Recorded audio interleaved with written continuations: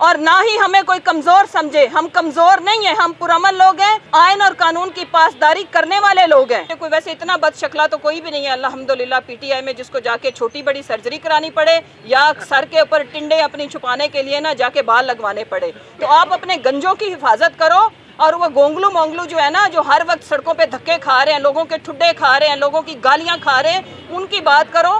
اگر اتنا زور بازو ہے تو تمہارے لیڈر کو روزانہ 1,24,00,000 گالیاں پڑتی ہیں, جا کے ان کی حفاظت کرو, وہاں پہ جا کے اپنا یہ موالی پن اور گنڈا پن دکھاؤ. اور اگر یہ جو موالیوں والا مقابلہ کرنا ہے نا, تو 22 کروڑ عوام بہرحال تم سے کہیں زیادہ ہے تعداد میں, کوئی نفری نہیں ہے اتنی تم لوگوں کے پاس. اور اگر ہوتی تو جس طرح سے یہ چوہے بھاگ کے باہر گئے ہیں, بلاؤ نا انہیں باہر آ کے میدان, اصلی میدان تو الیکشن ہے, اس میں مقابلہ کرو.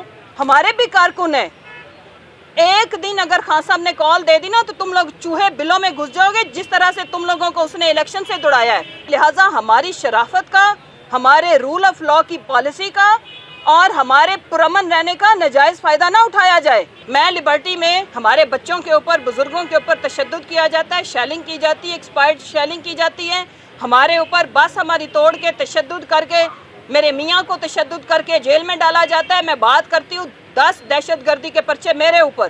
ہم نہیں ڈریں گے, ہم یہ بات کرتے رہیں گے, کیونکہ یہ بات میرے ملک کی سالمیت کے لیے ضروری ہے, یہ بات میرے ملک میں لانگ لاسٹنگ امن کے لیے ضروری ہے, یہ بات کی آزادی کے لیے ضروری ہے. اور یہ جنگ رانا مشہود ہماری ذاتی نہیں ہے, ہم نے کوئی پیسے ویسے نہیں چوری کیے, نہ کرنے ہیں, نہ ارادہ ہے. اسٹار نیوز جیو پاکستان کے لیے.